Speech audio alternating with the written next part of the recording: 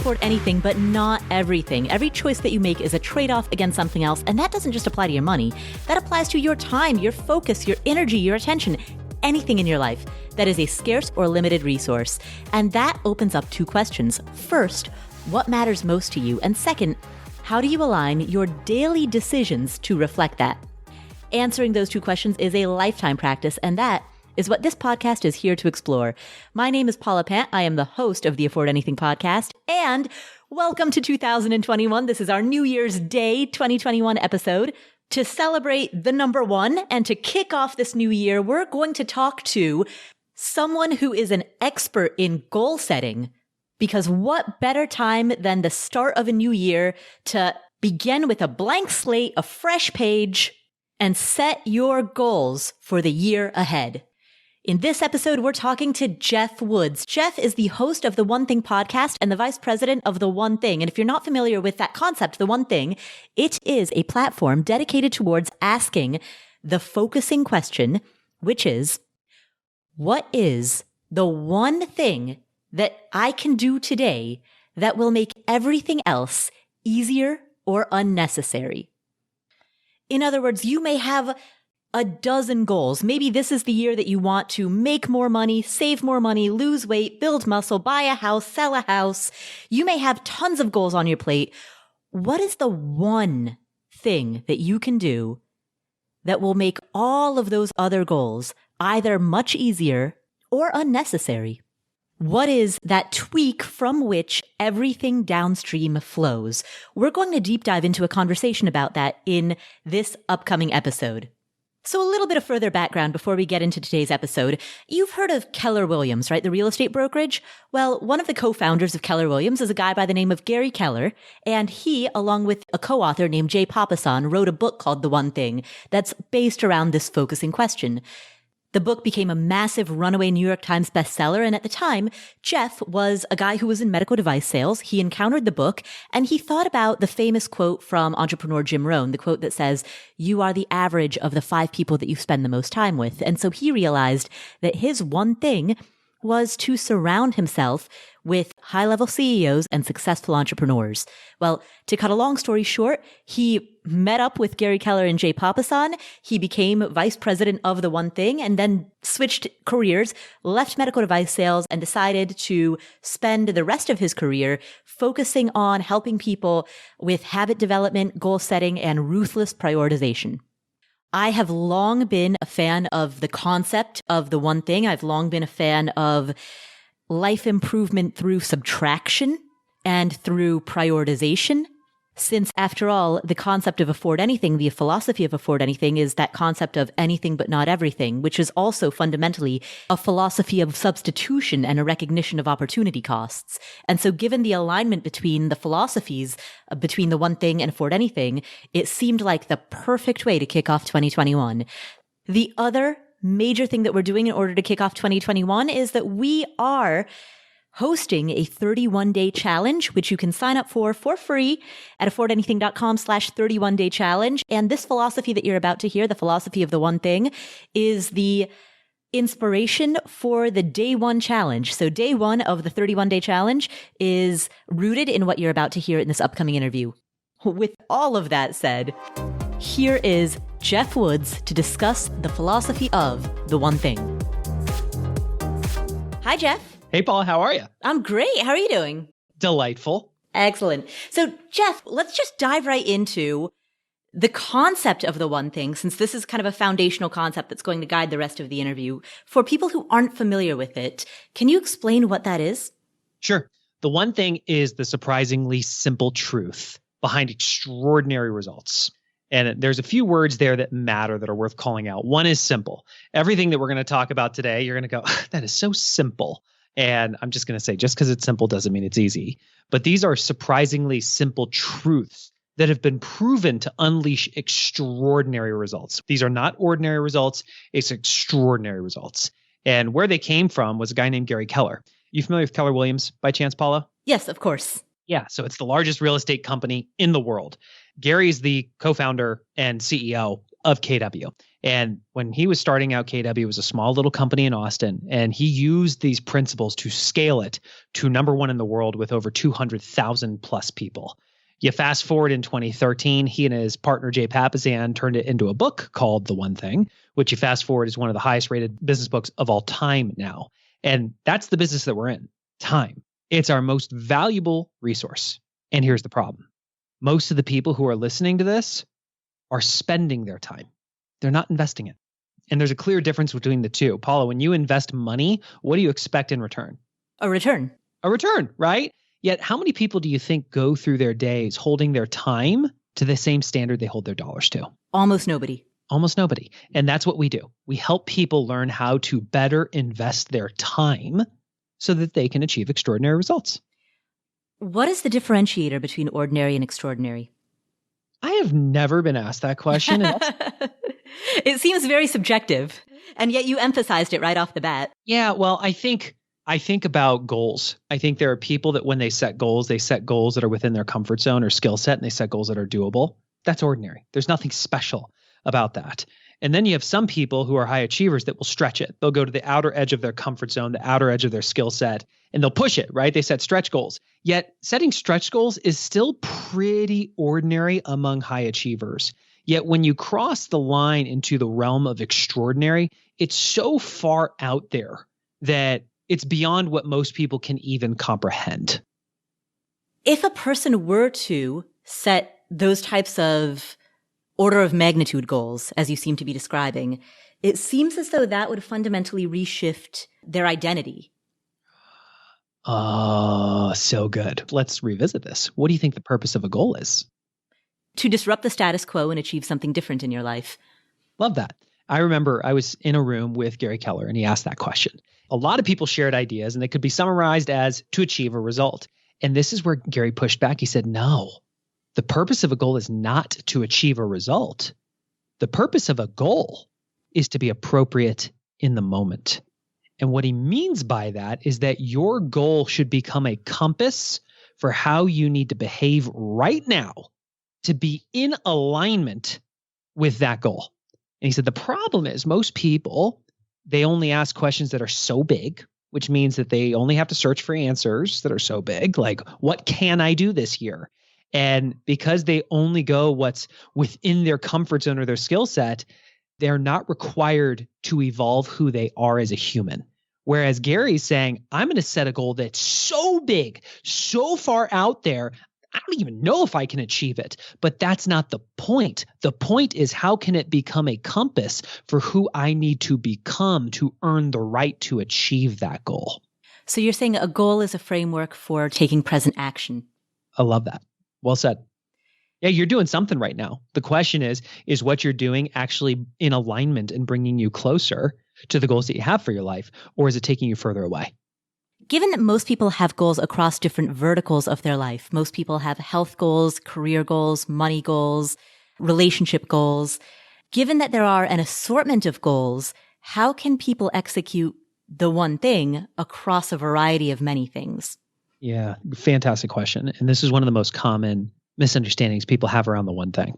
They hear the title of the book or hear the title of the podcast, and they think to themselves, I have more than one thing. This can't work for me. And we are not here to suggest to you that you only have one thing. One of the things every year we facilitate a couples goal setting retreat. And part of the framework is we'll have these couples sit down and look at what we call the 7 circles, the 7 most important areas of your life. So you've got your spirituality, because every single one of us is going to wonder why we're here. We have our physical health, because if you don't have your body, where are you going to live? We have our personal lives, the things that we do for ourselves as hobbies that allow us to be the best versions of ourselves. Then we have our key relationships, your significant other, kids, mentors, colleagues, coaches, friends. Every single one of us has a job. Even if you're a business owner, you have a job in that business. And every single one of us is a part of a business. So job and business are separate circles, and then finances. What we have people do is we have them set goals in all of those 7 circles. Here's the point. It doesn't mean that you're tackling them simultaneously. To unleash extraordinary results in your life, it happens sequentially, not simultaneously. It's just one thing at a time. So let me give you a perfect example. Right now, I am in the middle of a 66-day challenge, which is something we go on to form habits that stick, and it's meditation. That one activity of meditating for 10 minutes a day fills my spiritual bucket. It fills my physical health bucket. It fills me personally. It spills over into my key relationships because I show up as a better husband and father as a result of doing those things. It spills over into my job and my business because I'm more centered throughout the day. That one activity knocks down dominoes in multiple areas of my life. So here's my point to you. We all have more than one thing and we all have multiple areas of our life. But the point is, can you be clear? If I could only focus on one circle to have success in first, which would it be? And can you really make a stand around forming a habit in that area of your life first? Then you earn the right to ask the question, great, what's the next circle that I need to form a habit in? Great, what's the next circle I need to form a habit in? So essentially, would a person spend 66 days focusing on forming a habit in one given circle, and after those 66 days, then move to the next circle, assuming that they had adequately formed that habit? That's exactly what we're suggesting. Real world example. When I was co-founding this company with Gary and Jay, who co-authored the book, I remember Jay said to me that one of the fastest ways you can get out of business with us is to not live the book. And at the core of the book is habits. So if you could only form one habit, which would it be? And I remember looking at the 7 circles and saying, well, Jay, I need to improve all these circles. And he said, I know, Geoff, but what's the title of the book? Mm-hmm. And I said, the one thing, but I really need to do these 4 circles. He said, Geoff, but if you could only pick one, which would it be? Well, I really need to do these 2. Geoff, pick one. And here's what became really interesting to me, Paula. I looked back over the last 5 years of my life before getting into business with Gary and Jay and asked the question, how many truly life-changing positive power habits had I formed in 5 years combined? The answer was 2. What were they? I can't even remember now that we're talking about it, right? Mm-hmm. But I remember it really took me. Exercise was one of them, and personal development. But when I got into business with them, instead of Jay saying, go and try to form 4 habits simultaneously, form them sequentially, one at a time. In that first year, I formed 4 life-changing positive power habits, when in the previous 5 years combined, I had only formed 2. And here's why. When I told myself I had to do 4 things every day and I did 3, how do you think I felt? I'm guessing defeated, thus triggering an all or nothing response. Exactly. Even when my previous track record showed I did none of them. So 3 out of 4 was still a massive improvement. But when I made the mark of success 4, I felt like a failure. And what we know about human behavior is that if we inflict the feeling of failure on ourselves, we will only allow that to go on for so long before we just stop. We quit. Versus saying, I'm going to form one habit in one area of my life first. And once that's solidified, I earn the right to form the next habit. And by the way, that first one is still working in the background. And when the second one is set, now I'm starting to stack habits. So you fast forward over 5 years, the last 5 years of building this company, holy smokes. I'm a massively different person because I've been very intentional about forming habits that decide my future, one habit at a time. Under this framework, if a person were to form a habit in one circle and successfully form that habit over the span of 66 days, could their next challenge remain in that same circle again? So for example, if a person wanted to form multiple finance habits, good financial habits, could they focus on a sequential series of better financial habits? Absolutely. And there's something that's worth pointing out because we didn't call this out directly. I guarantee there's somebody who's listening to this who goes, you keep saying 66, why 66? Mm-hmm. I, before reading the one thing, thought it took 21 days to form a habit. And I had heard it took 30 days. But the University College of London in 2009 did the definitive study. And what they found is the point of automaticity, when it requires the least amount of discipline or willpower just to maintain, is on average, and that's the key word, average, 66 days. Sometimes it's faster and sometimes it's longer. Like this year, Paula, my number one circle I wanted to focus on was relationships. And I knew the one thing that I could do to improve all my relationships was to become a more empathetic person. And my one thing for the 66-day challenge was, can I just demonstrate empathy once a day when I naturally wouldn't have? Well, here's what's interesting. It took me 218 days consistently before it started to feel like a habit. Because for some reason, the way I'm wired, that took a lot longer. So if you hear 66, That's an average. In that example, how did you know whether or not you were successfully demonstrating empathy? Great question. I knew I was demonstrating empathy if I was putting myself in a person's shoes and if I was responding over reacting.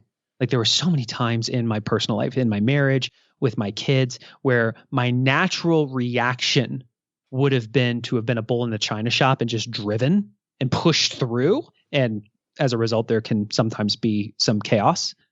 Whereas instead I was pausing and I was putting myself in their shoes. And I was actually like, instead of pushing, I was asking questions. I was softening my body language. It was just so noticeable.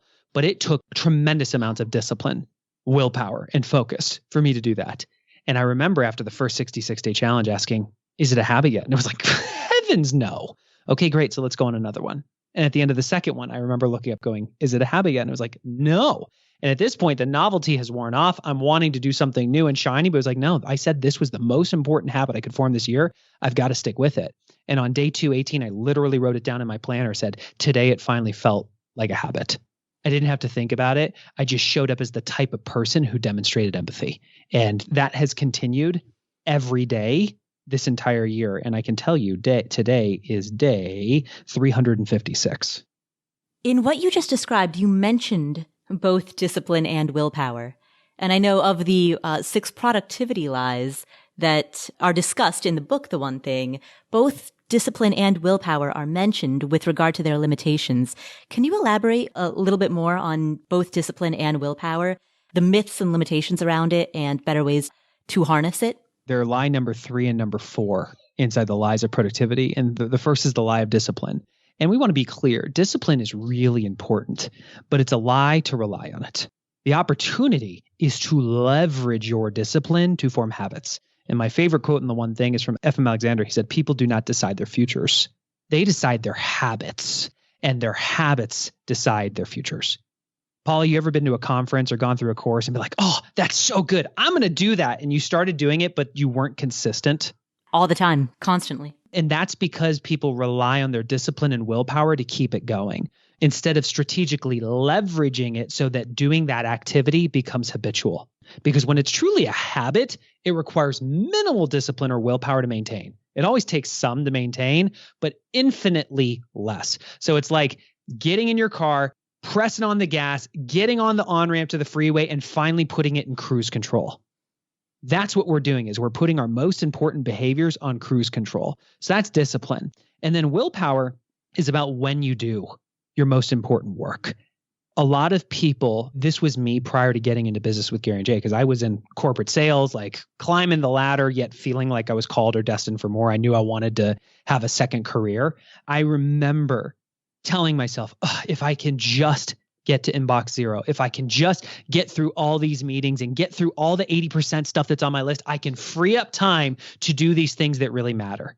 You ever heard people think that way, Paula? I think that way every day. And that violates the number 1 lie of productivity, which is the lie that everything matters equally. Mm-hmm. That's the point, is that people do all the stuff that doesn't actually drive the majority of their results, hoping to free up time for the most important work later. But by the time that happens, their willpower is gone. It's like fuel in a tank. They got nothing left. It's like, why I can start in the morning and have a green juice smoothie and be so clean. And by 3 o'clock or 5 o'clock, I'm crushing cookies like it's my job. So it's about, if you want to do your most important work, you have to understand that you need your willpower. So you need to front load those activities. A lot of people say if there's a will, there's a way, until there's no will and there's no way.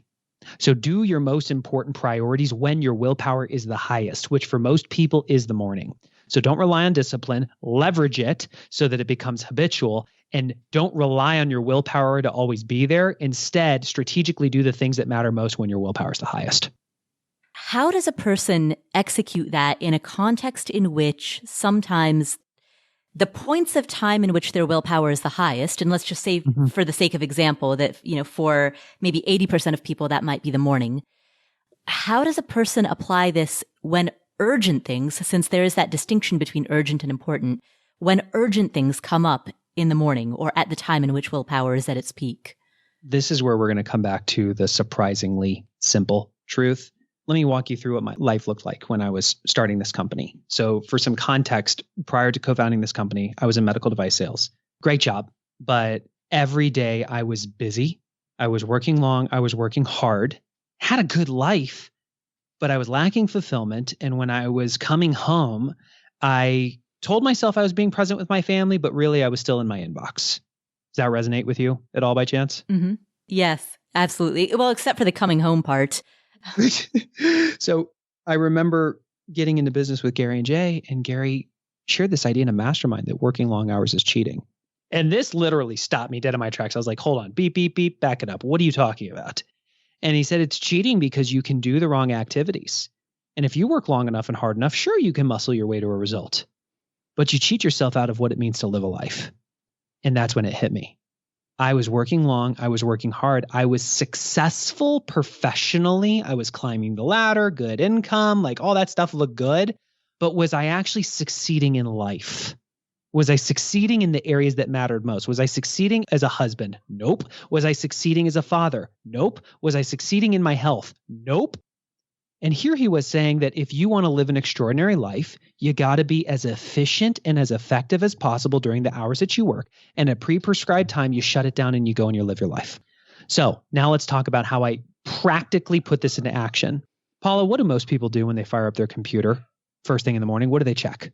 Well, if they listen to this podcast, I hope they don't check email first. I think most of the people who are listening have heard me say not to do that often enough, or heard other guests say that. And yet they probably still do, because that's almost everybody, right? And they check their email until they have to go to a meeting. Get out of the meeting, realize they got 5 minutes. So what do they check? Social media or email. And then they get a message on Slack or Teams, or somebody calls and says, hey, do you got a minute?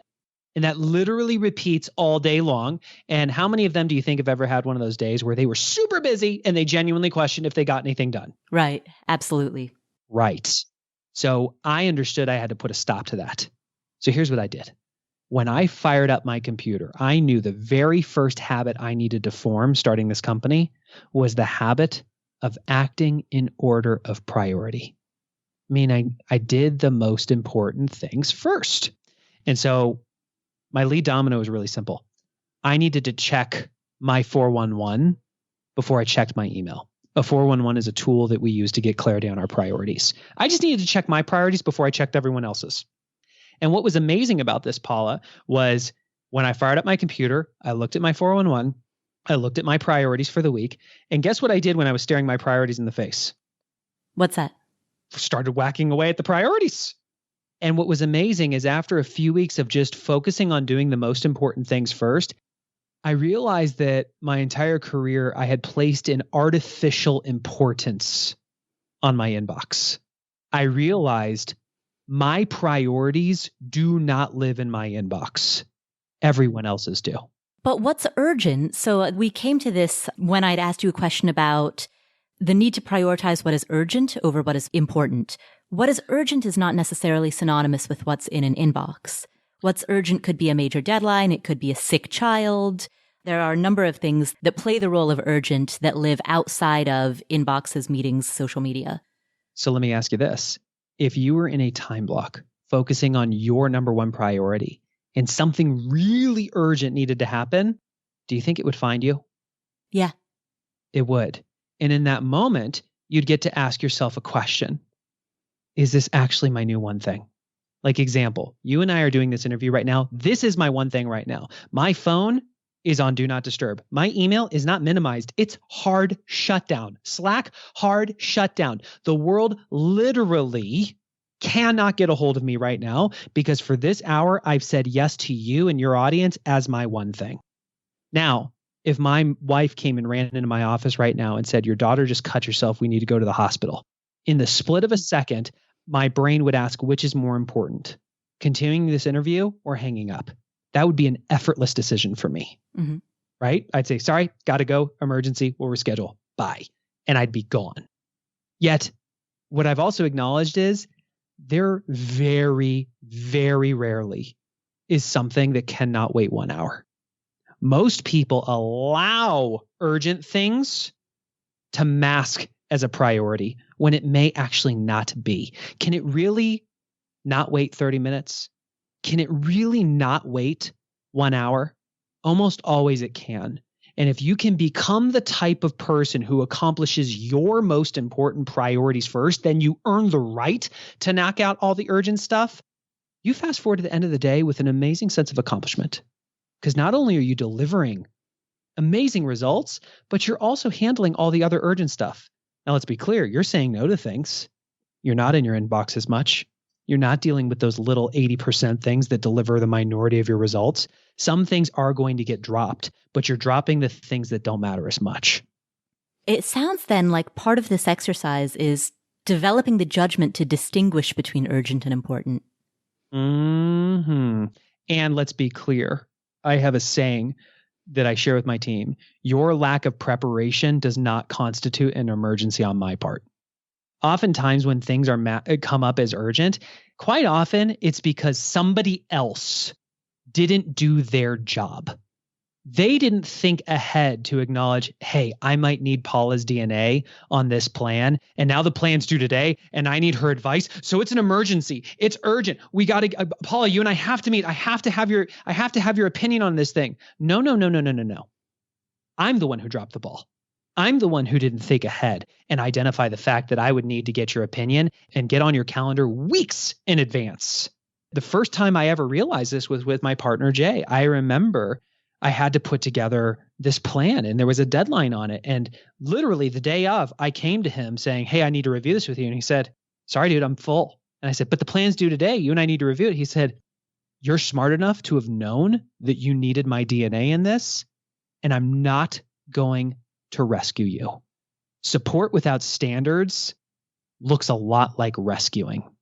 And that's not what leadership is. Leadership holds a line. It takes a stand for people's greatness when they might be fighting for their limitations. In that moment, he said, dude, you're going to suffer the consequences. And the consequences are you don't get my input on this plan. And you're going to have to live with if the plan succeeds or fails without me. It only took a few times of that happening before I stopped just assuming that just because I needed somebody that they'd be available for me on a moment's notice and started planning ahead. What if you yourself, and I'll speak for myself, I'm typically the bottleneck, right? I will procrastinate a project to death until moments before it's due. It pushes to the point of becoming urgent, not because of what anybody else did. Everybody else did their job with lots of foresight. Everybody else turned in things ahead of time and gave me all the support I need. I'm the problem. I'm the bottleneck. And I push it to the point where it's at deadline and suddenly it becomes so urgent that now I can't work out in the morning. So can we have some graceful accountability right now? Sure. What I just heard, and there's no judgment in this because this used to be me. What I just heard is you have yet to form the habit of doing the most important things first. What I heard is that you have a track record of going through your days, probably reacting to things that might seem important in the moment, but actually aren't. You might go through email, you might go through your meetings, and all of a sudden you're in the situation where, oh my gosh, this massive 20% priority that'll drive 80% of my results, I've got to get it done and I've got to get it done last minute. And now I'm having to actually sacrifice my health or family or other things that matter to you. And that's super normal before you start living the one thing. The difference, and this is the switch, is that when you start operating from a place of priority, you wake up with real clarity that, hey, these are the things that I must get done this year. The most important priorities for my professional life and my personal life this year, period.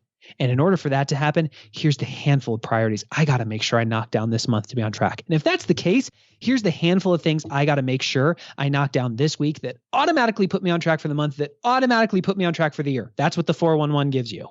And then you do something crazy. You open up your calendar and you block time for those 20% priorities first. And everything that's currently scheduled, it's flexible. It has to interview to keep its spot, but you place the boulders in the stream so that when the water hits it, it goes around it. There is no procrastination because you are doing the most important things first. So it sounds like the first habit is to get into the habit of building good habits. Gary said literally the most powerful habit he formed was the habit of forming habits. Because if you think about what it takes to achieve extraordinary results in your life, it really comes down to the habits you form and the relationships that you form. Because who you surround yourself with is who you become. And the habits that you form decide your future. I think Warren Buffett said it really well. He said, the habits of our lives are like chains that are too loose to be noticed until they're too tight to be broken. Most people are not purposeful with the habits that they form. And you're forming habits whether you realize it or not. And if you're forming them by default, then you're probably forming habits that might serve you in the moment, but ultimately will strangle you as you try to live a bigger life. The opportunity is to become purposeful, to cast a big vision for your life and choose habits that will scale with your ambition and form them one at a time. And the habit of priority is one of them. So at a practical level, for anybody who's listening to this, who's thinking at this moment, all right, I'd like to form the habit of forming habits. I'd like that to be the first 66-day challenge. What would that look like? How would a person implement that into their day? You don't get to form that up front. You form that over time. The thing that you can do to unleash that domino effect in your life, though, is to start by choosing one habit that you want to form and go on a 66-day challenge to forming that one habit. And pending you feel like you've successfully formed a habit, you then earn the right to ask, great, what's the next habit I want to form? And you start a 66-day challenge. And when that one's a habit, you ask the question, what's the next one? And over time, because you've been doing it for so long, Paula, you form the habit of forming habits. But in order to form the habit of forming habits, you have to have purposefully formed a habit first. And I use a tool called a 411. I just check my 411 before I check my email. Super simple. You don't have to use our framework. You could literally, it could be as small as before you earn the right to open your email, whether it's on your phone or your computer, you have to ask, what's my one thing today? Because here's what's interesting. If you literally searched for all the things that are on my plate today, what is the one that is most important? If I only got to do one thing today, what is the most important thing that I must get done? Most people, if they are asked that question, would say, I don't know. And if you don't know what your one thing is, Paula, what do you think your one thing is? People will probably think that it's everything. To figure out what your one thing is. If you don't know what your one thing is, then your one thing is to figure out what your one thing is. And it's literally as simple as asking, like closing your eyes, taking a deep breath and going, what's my one thing today? And searching for the answer. When you hit the wall of I don't know, you go, cool, that's where my brain normally stops searching. We're going to keep going. I promise you can come up with an answer. And when you're clear on what that one thing is, then you earn the right to check your email. But here's what's going to be interesting. People are probably going to instead open their calendars and try to find time to make sure that they do that one thing, or they'll just start trying to do it right away. And when you start knocking down your most important priority day after day after day, suddenly you start to look at your inbox for what it really is, a list of everybody else's objectives for you, not your priorities that put you on the path to have a relationship with your goals. And let's be clear, there's enough time for both if you do the most important one first. Otherwise, you will spend all your time doing the things that don't matter and look up and feel like there's no time for the things that matter most. In terms of deciding the specificity of what a given habit might be, it strikes me that any goal can be broken down into smaller steps or can be broken down into its constituent parts. Where do you draw the line? I'll just use an example. Let's say that a person decides that for the next 66 days, their goal is to, let's say they want to lose 5 pounds, right? And so for the next 66 days, working towards that, even if all 5 pounds aren't lost in that time span, working towards that is their focus. That could be the singular focus or the chosen priority over the span of 66 days, but inside of that, there could be all of these sub-constituent goals ranging from cardio to weightlifting to tracking macros or tracking calories or intermittent fasting. Could all of those lumped together be part of that habit, or is that too many things all at once? Too many things. This is where we need to take a page out of our childhood. When you were a kid, Paula, did you ever line up dominoes? I never did, no. Really? Yeah, I know. You're the first person I'd asked who said no. But guess what? You still know the answer. Do you think that the best way to knock them all down was to stand them up randomly and flick them one at a time? No, it was to put them in a line. And then, of course, there's the lead domino. And you just whack that one, and what happens? The rest of them fall. This is what we call identifying the lead domino. So here's a perfect example. And this is super common, by the way, because most people want to lose weight.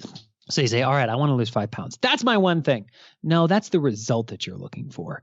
The one thing is that lead domino, that if you just knock that down, everything else becomes easier or unnecessary. And that's important. It makes everything else easier or unnecessary. And here's how we do it. We just start with the goal. Want to lose 5 pounds. Great.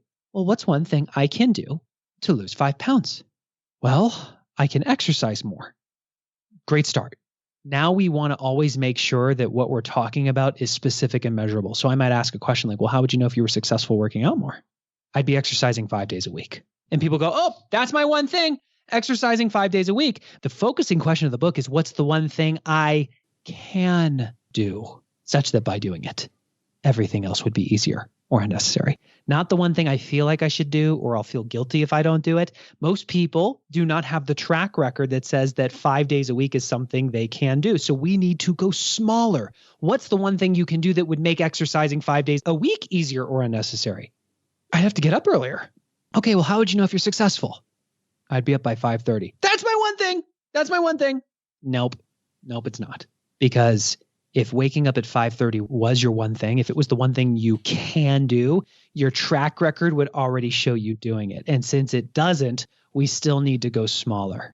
What's the one thing you can do that would make waking up at 5:30 easier? Well, I'd have to go to bed earlier. Okay, how would you know if you're successful? I'd be in bed by 10 p.m. Well, what's the one thing you could do that would make doing that easier? I'd have to turn off the TV by 9 p.m. That's the lead domino. And we have a saying, think big. I'm thinking big. I'm going to lose 5 pounds, and go small. And trust that the dominoes will fall. Trust that if you turn the TV off at 9 p.m. with the intention of being in bed by 10, do you think you're more or less likely to be in bed by 10, Paula? You're certainly likely to be in bed by 10. Whether or not you'd actually fall asleep is a different matter. Right. But if your track record, if that was earlier than normal, odds are you're going to fall asleep faster. And if you were in bed by 10 p.m., would it make it easier or harder to get up by 5:30? Certainly it would make it easier. And if you got up at 5:30 with the intention of working out, are you more or less likely to do something physical? More likely. And if you did something physical every day, would you be more or less likely to lose 5 pounds? Certainly more likely. That's it. Assuming all else is equal. That's the point, is people just don't go small enough. It's back to my habits conversation. I set the bar at forming 4 habits simultaneously, and it wasn't something I could do. The one thing that I could do was to focus on one. Not to say I didn't do other things, but the mark of success was if I just did that one thing. I earned an X on my 66-day challenge calendar. It's actually that simple. You just got to go smaller. What should a person do if the habit that they want to form is a habit of inaction rather than a habit of action? So, for example, this interview is scheduled to air in January. A lot of people do dry Januaries or sober Januaries, where they decide not to drink alcohol for 30 days. In that example, a person is forming a new habit, but it's a habit that requires abstention from something rather than engagement with something. Well, there's 2 things here. One, I would actually argue that that's not a habit, because they're not talking about making it a consistent behavior for the rest of their life. Mm-hmm. They're only talking about a short sprint of 30 days. So I would ask the question, what is it about giving up alcohol that you're trying to accomplish? And they might say, oh, well, I want to cleanse my body. And so I might ask the question, well, what's one thing you can do that if that just became part of your daily rhythm would make you feel like your body was always cleansed? And it might be, when I wake up, I want to drink some water that has a squeeze of lemon juice, a sprinkle of Himalayan salt, and some cayenne pepper and some apple cider vinegar. Because if I know if I do that, it opens up my cells, and then it's going to process things faster, and overall I'll be a lot cleaner. So I think the first thing is being clear on, if you're actually trying to form a habit, this is not just a sprint. This is not just a 30-day challenge. This is about developing a behavior that you want to remain consistent. Now, the second thing, and I think this is the essence of your question, how do we form habits that start by us doing less, not more? And I would ask the question, how do we interrupt the pattern? What's one thing you can do that would make not choosing a drink easier or unnecessary? And it might be, before I grab the beer or before I pour the glass of wine, I have to pour myself a glass of water. Whether or not you drink the water or not is irrelevant, but you have to reach for the glass of water and fill it up before you earn the right to make the cocktail. Because if I fill the cup with water, am I more or less likely to drink it? More likely. And if I drink a full glass of water, what happens to my thirst? Your thirst is quenched, it's satiated. Yeah. And maybe in that moment, I get to earn the right to pour the glass of wine, but I might not. And so this is what BJ Fogg calls untangling bad habits. And oftentimes when we look at the habits that are strangling us, it's a combination of lots of little habits that have been formed together in this really complex knot. And one of the easiest things to do is to pull one little thread that you can easily untangle, because then it sets you up to untangle the next one, and then the next one, and then the next one. It's replacing something negative with something positive. Right. Remove the behavioral cue and you remove the follow-up behavior. Email's a perfect example. I used to be the guy that when my alarm went off on my phone, I silenced the alarm and then immediately opened my inbox. And I started seeing all this stuff. It put me into a reactive state. And then when I was making breakfast for my kids, I wasn't even present with my kids. I was thinking about that email that I marked as unread. And it was creating distance in my most important relationships. Well, I didn't say I want to break the habit of checking email. I said I want to form the habit of doing my most important work before I check my email. And as a result of focusing on the things that mattered more, automatically I deprioritized email. Automatically I started checking it less. And everything else became easier or unnecessary. We've talked about, in terms of the 6 productivity lies, we've started with numbers 3 and 4. I guess this will be like Star Wars, where we start right there in the middle. So, admission, I've never actually seen Star Wars. After the middle ones, do they go to 1, 2, and 3 next, or do they go to like 7, 8, and 9 next? Guarantee there are some people in your audience that just went, what? And they just thought, that's her one thing. Now! Oh, man. So I'm assuming you want to go back to lies 1 and 2? Is that what happens next? So after the middle, they go back to the beginning and then to the end? We should. Let's put it this way. I've seen Star Wars. I am not enough of a fan to know what order they came in, but I think that sounds about right. Okay, we'll go with that. Yeah. If we could only talk about one lie, it's lie number 1. And it's lie number 1 because it's the most important. And it's the lie that everything matters equally. Everything does not matter equally.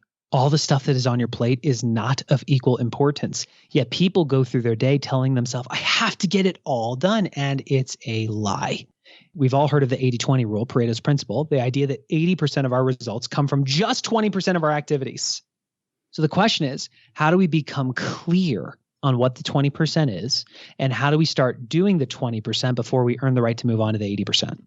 And I had a very powerful experience with this. In my first 90 days of starting this company, I had to come up with a vision for the business and create a business plan.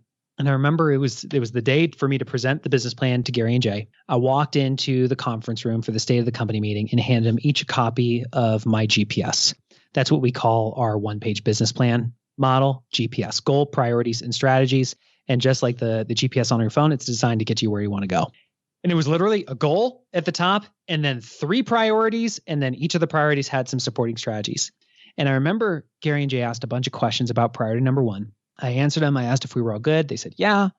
And so I started talking about priority number 2. And about halfway through number 2, Gary started asking more questions about number 1. Paula, I remember thinking, oh, he just must have forgotten. Let me answer the questions really quick. I did that. I asked if we were good. He said, yeah. So I went back to number 2, wrapped it up, and started talking about number 3. And Gary went back to number 1. You ever seen Meet the Parents? No, I haven't. I famously have not seen most movies. I'm rather known for that. Okay, well, there we go. So for any of you listening to this who know the circle of trust, I was not in it. There was a reason Gary kept going back to number 1. I could not figure it out. So I just did the best I could answering the questions, asked if we were good. He said yes. I went back to number 3. And after about 10 seconds, he stopped me. And he asked, Geoff, do you need to do number 3 in order to do number 2? I said, no. He said, do you need to do number 2 in order to do number 1? I said, no. He said, then do me a favor, draw a line between 1 and 2. And he waited while I took a Sharpie out and drew a line across my page. And then he said, you know what, even better, rip the page in half. I kid you not, Paula, he waited while I ripped my business plan in half along the line. And then he said something that really changed the way I view time. He said, don't even think about number 2 or number 3 until you've earned the right to, by accomplishing number 1. And that's when it hit me.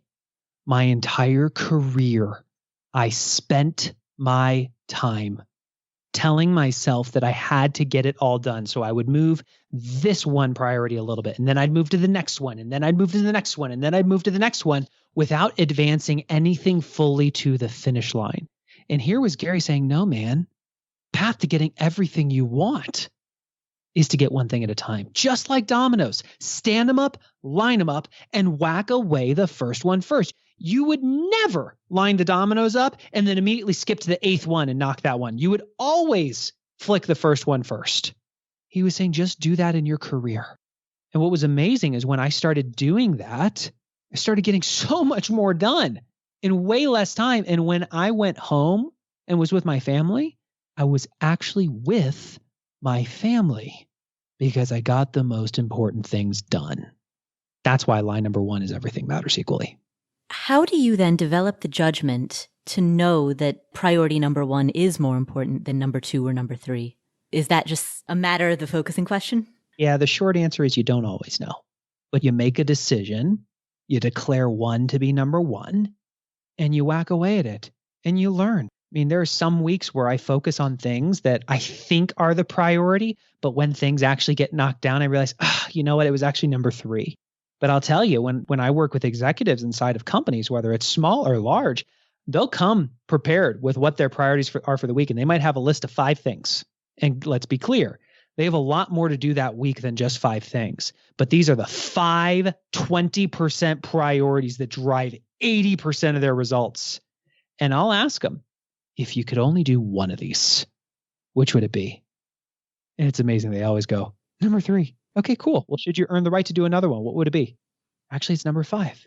Okay, should you earn the right to do a third? What would it be? It'd be number 1. Should you earn the right to do another? What would it be? It'd be number 4. And then they have to reprioritize their priorities. It's a muscle that most people have never developed. We help people develop that muscle. It's massively powerful. Let's talk about the second lie, multitasking. Yeah, this one, you always get some people to go, what?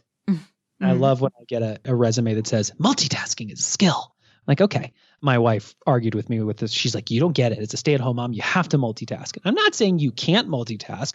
What I'm saying is multitasking does not lead to extraordinary results. In fact, research shows that when we multitask, we waste 28% of our time, which if you put that into context of a normal work week, you would waste 2.4 work days a week. You could literally get 100% of your workload done in 3.6 days if you did one thing at a time instead of everything at the same time.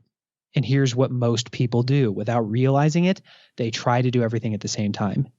They're focusing on their priority, and their email is open, notifications are on, their phone is on, notifications are on, and in the middle of doing that task, they hear the email ding, and they go, ooh, I got to know what that is because I have serious FOMO. I can't wait. So they bounce over their inbox, and halfway through reading that email, somebody walks in their office and says, hey, do you got a minute? And when they're having that conversation, then their text message goes off, and they're looking at their text message, and before you know it, their head is spinning so fast, their anxiety is high, and they can't even remember where the heck they started.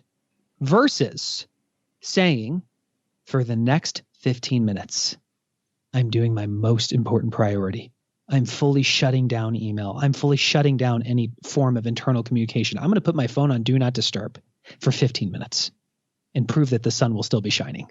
And when I knock that domino down, I earn the right to open my inbox and triage email for 15 minutes. And that is not the time where you see an email and go, ooh, let's mark as read and deal with it later. No, now's the time to deal with it. You deal with the email and you shut it down, and then you go and you sit in that meeting and you are present. You're not checking text messages. You're being present and you're contributing. Otherwise, you should ask to leave the meeting so you can take your time back and you get straight back into a time block. So you're knocking down the priority that matters to you. One thing at a time. Everything I say from a high level is simple. And if you're sitting here and you work inside an organization, a corporate structure, and you're going, yeah, but that won't work inside my org. Of course it will. But what you're missing is the common language. You're just not clear. You feel like you should always be in your inbox. You feel like you have to respond quickly. You feel like you have to say yes to attending the meeting. Otherwise, you're fearful that people won't think you're a team player. And those are all valid concerns, and you have to acknowledge that they're not true. Because I promise you, when your boss sends you an email, they're not sitting on the other end going, send, receive, send, receive, send, receive, send, waiting for your response. And if they are, they're calling you. And I promise you, if you've ever been promoted, it wasn't because you were the best email checker in your organization or the best meeting attender. Even if your notes sparkled, that's not why you got promoted. Yet most people go through the days being fearful that if they don't do the minors, that something bad's going to happen. All we're saying is don't major in the minors. Be clear on what the majors are. Be clear on what your priorities are. Do those really well. That's how you get promoted. That's how you have a great career. That's how you live a great life. And then you earn the right to show up to the meeting. You will earn the right to check email. I promise there's enough time, but do your most important things first. We just have a couple minutes left, but I want to talk about number 5 and 6, since we've touched on the 6 productivity lies. Sure. Number 5 is a balanced life. There's no such thing as a balanced life. If I asked you to stand on one foot, and if you actually did it, I would ask, are you balanced or are you balancing? Balanced is a result. Balancing is an action. It's a constant state of balancing between your professional and your personal life, and they're not equal. It's not going to be perfectly balanced. It's not like I get to say, I'm going to go work for 8 perfect hours, and then I'm going to be perfectly present for 8 hours at home. It doesn't work that way. So get rid of this idea of balance and understand that when you are at work, we want you to go massively out of balance. We want you to give a majority of your time to the most important priorities. And everything else, all that 80% stuff, gets crammed into the minority of your time. That is out of balance. And then when you get into your personal life, you got to go shorter. You can never stray too far away in your marriage. You can never stray too far away in your relationship with your kids. You can never stray too far away in your relationship with your physical fitness. Those are things that have to be maintained pretty tightly. Otherwise, it's like a glass ball that when you drop it, it shatters. So there's no such thing as balance. It's a constant act of counterbalance. That's lie 5. And then lie 6 is this lie that big is bad. You know, for some reason, there are some people that are wired to think that setting big goals or wanting to achieve big things in your life is a bad thing. And absolutely, it's not. Because the truth is, the amount of effort that it takes to achieve average results versus the amount of effort it takes to achieve extraordinary results is not that different. The difference is the habits you form and the relationships you form. As we've talked about, there's a distinction between your effort and the results. So your effort might be to take XYZ specific action. You may have an idea of what ultimate result you want, but the day-to-day effort of it is take XYZ action. Given that what's within our locus of control are the actions and not the results, how then can we square that with setting a vision for big results? It starts with setting the vision. Determine where you want to go, and then you chart the path to get here. Let's use wealth as an example. If I said I want to increase my net worth by 1% this year, I could take certain actions that could get me there. Versus if I say I want to increase my net worth 40% this year, that would be a different set of actions. Or I want to increase my net worth 100% this year. That's a different set of actions. The amount of effort to do any of those actions may not be massively different. But if I want to increase my net worth by 1%, I'm just going to be focusing. Maybe I take on a side hustle and maybe I manage my expenses. If I want to double my net worth in a year, well, now I'm talking about forming relationships with people who have done it before. I might be looking at how I can get into real estate or do what's called BRRRR investing. That's a certain type of real estate investing where I can acquire a property with other people's money, rehab it, refinance it, get all the cash out and still own the property, and my net worth can go up pretty quickly. The actual amount of effort and time may not be massively different, but the actions that we take, very different. So I think you first and foremost have to recognize it all starts with the goal. What's the purpose of the goal? It's to be appropriate in the moment. I did this exercise about 6 years ago when I was in medical device sales, felt like I was lacking fulfillment, knew I desperately wanted to start my own thing, but had no idea how to. Instead of spending all my time trying to figure out how I could sell more things in my current job, I started investing my time in forming relationships with people who had built really successful businesses. Same amount of effort, very different actions. The result was the opportunity came to partner with Gary and Jay to turn this company into a company that would change people how to invest time. And what happened to my net worth as a result, what happened to my amount of fulfillment, what happened to the quality of my relationships, holy smokes, exponentially different than what it would have looked like had I stayed in the 9 to 5. No more effort, just different actions. Well, thank you for spending this time with us. I bought the One Thing planner. I got it from Amazon. It just came in the other day, the 2021 planner. I'll give a shout out right now for this thing. It's fantastic. And it asks the question, what should you stop doing? Or what should you say no to? There's lots of deadly questions in that thing. I went on a little bit of a planner buying bender for 2021. So I have probably 5 or 6 different planners. This is the only one that asks, what is likely to stop you and what should you say no to? Mm-hmm. We genuinely believe that getting more doesn't come by doing more.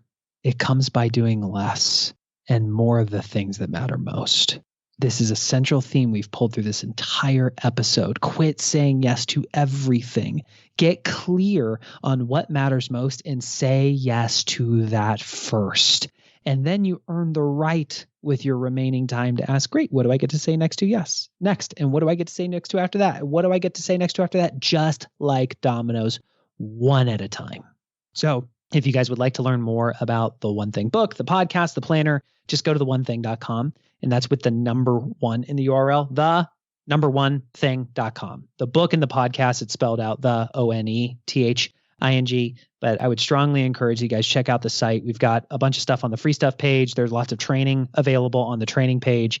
And since you're already listening to a podcast, I would just click the search button and type in the One Thing podcast and subscribe, because every week we feature people who are going on the journey of actually living this, where they struggle, where they're having successes, just so you got that weekly dose of momentum. Excellent. And we will link to all of that in the show notes as well. Love it. Thank you, Geoff. What are some of the key takeaways that we got from today's episode? Here are 6. Number 1, prioritize ruthlessly. If everything matters equally, then nothing actually matters. You can do anything, but you can't do everything. The first thing that most people can do is commit to not checking email or social media right away. Your inbox equals other people's priorities, not yours. So don't let others dictate how your time is spent. Figure out your boundaries and set them. Instead, check your planner or whatever you use in order to organize your tasks and focus on what needs to get done according to your one thing. He said, don't even think about number 2 or number 3 until you've earned the right to, by accomplishing number 1.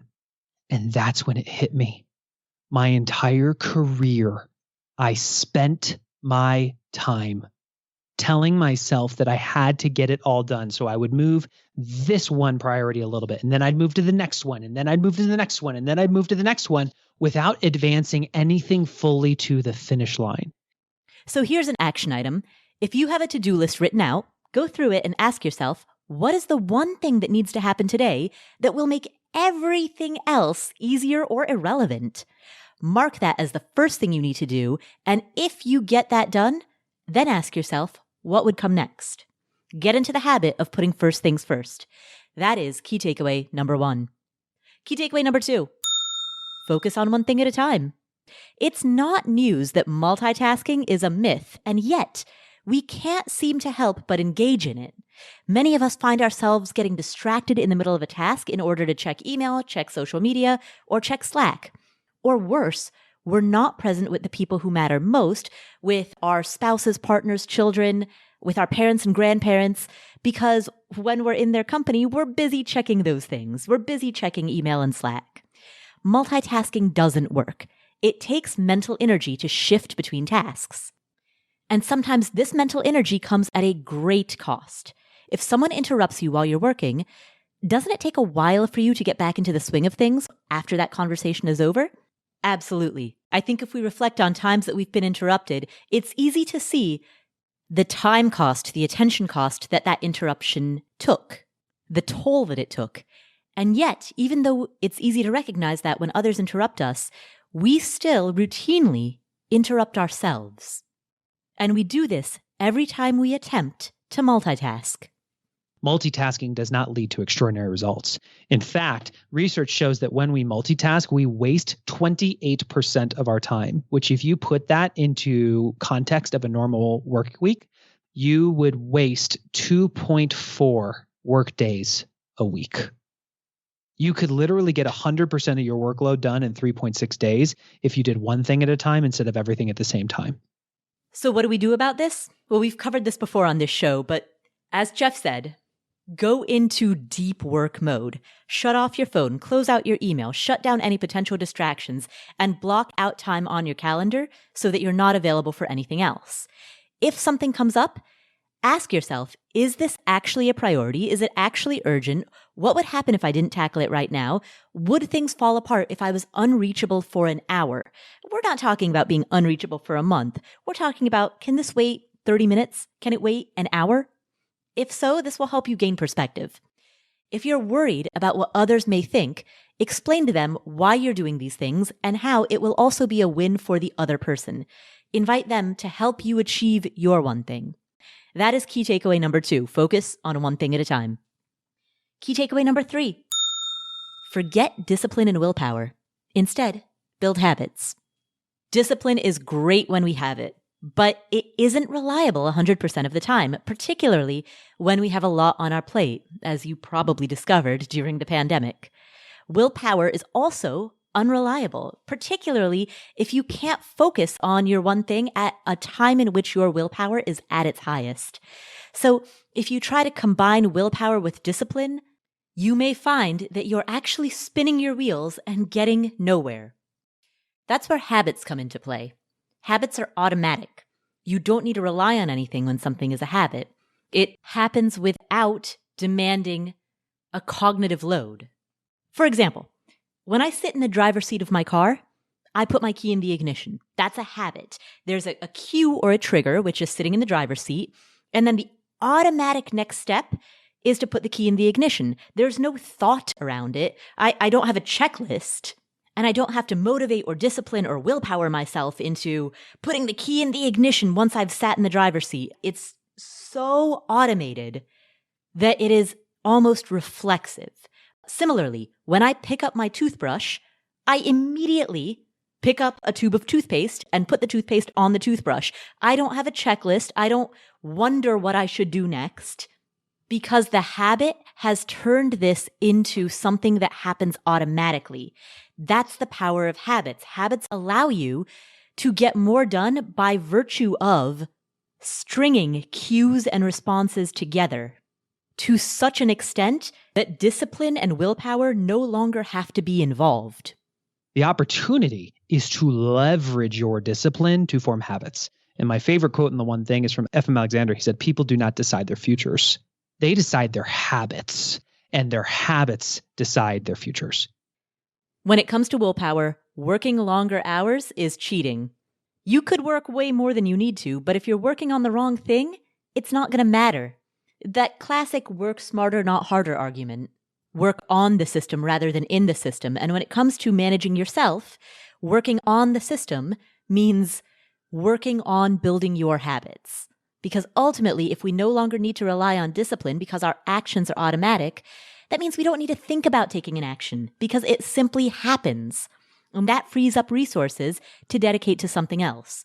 So in the same way that a business owner works on the systems and processes of his or her business rather than working inside the business, you yourself work on building habits so that you create the guiding or governing structure from which all else flows. And so that is key takeaway number 3.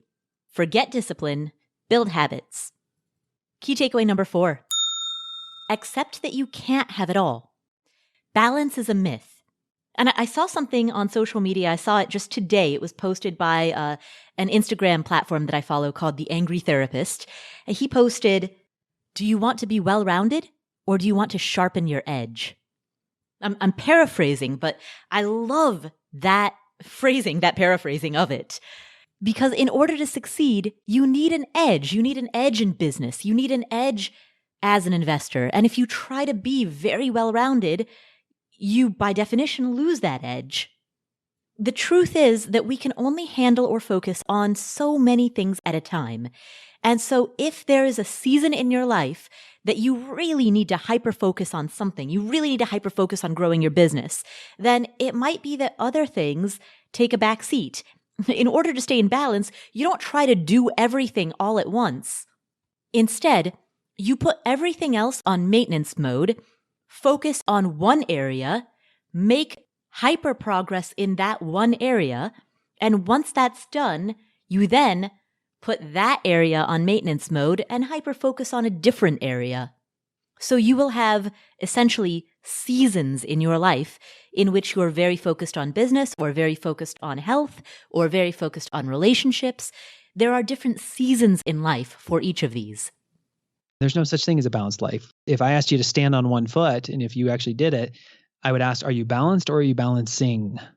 Balanced is a result. Balancing is an action.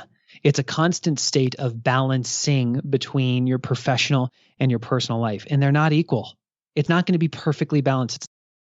Be out of balance at work. Dedicate your time to the most important things and fit the rest in the margins. And when it comes to that work-life balance, do sprints. If you're going hard at work, schedule in time for play after you've wrapped up a project.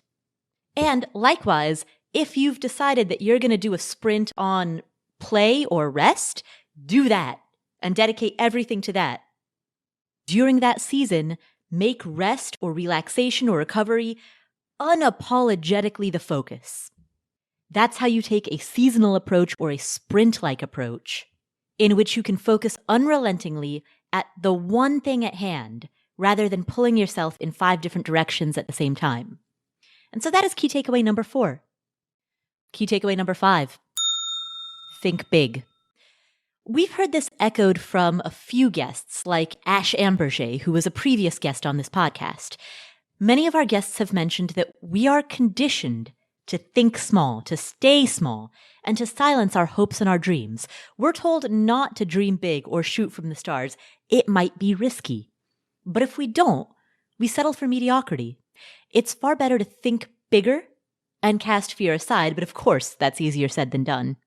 I think there are people that when they set goals that are within their comfort zone or skill set, and they set goals that are doable. That's ordinary.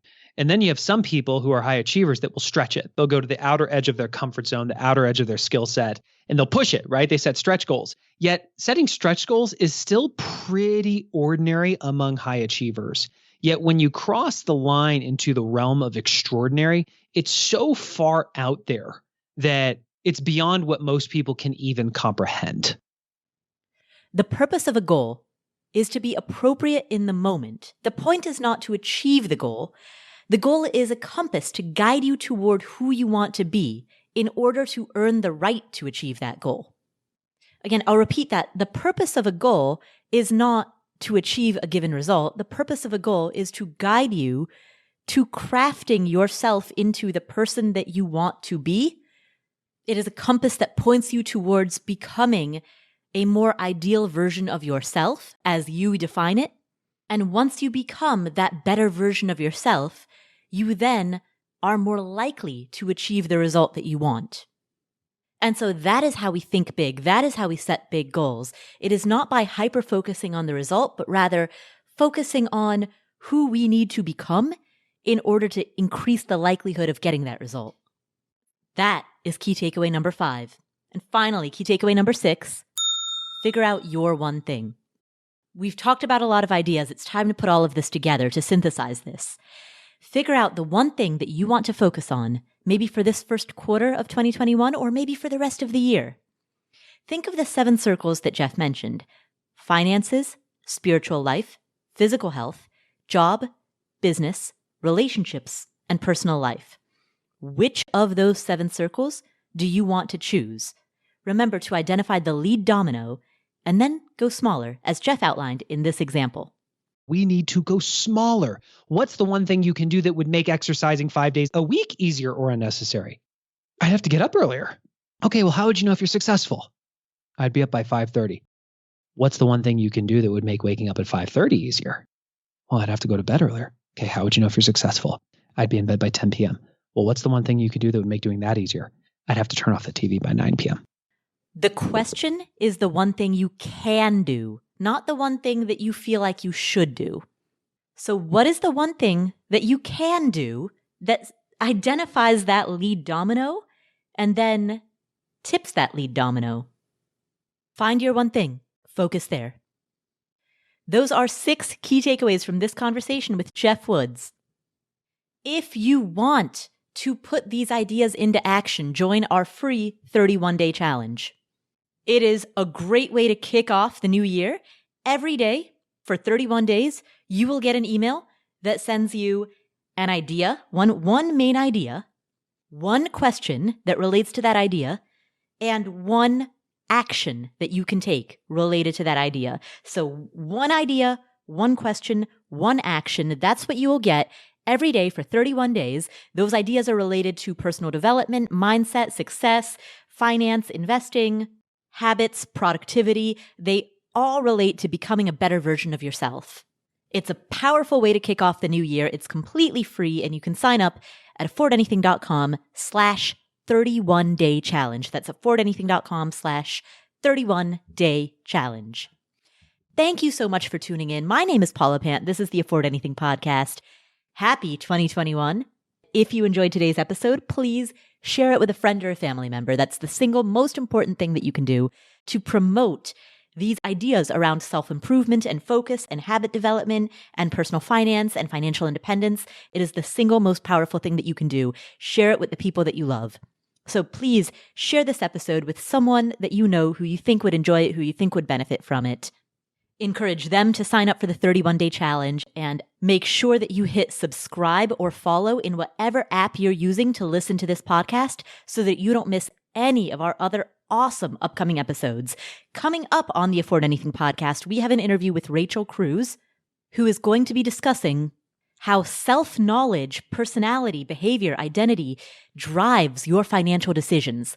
The way that you interact with money is a reflection of who you are as a person. And so the more we can understand ourselves, the more we can understand how we want to and how we best are suited to manage our money. So that interview with Rachel Cruz is coming up. We're also going to be hearing a lot more from Joe Saul-Sehy, including a fun announcement that Joe and I are both going to be making at the open of the next episode. So I'll leave it on that cliffhanger, but make sure that you hit subscribe or follow in whatever app you're using to listen to this episode so that you don't miss any of the awesome stuff that we have planned for the year ahead. Thank you again for tuning in. My name is Paula Pant. This is the Afford Anything podcast, and I'll catch you in the next episode.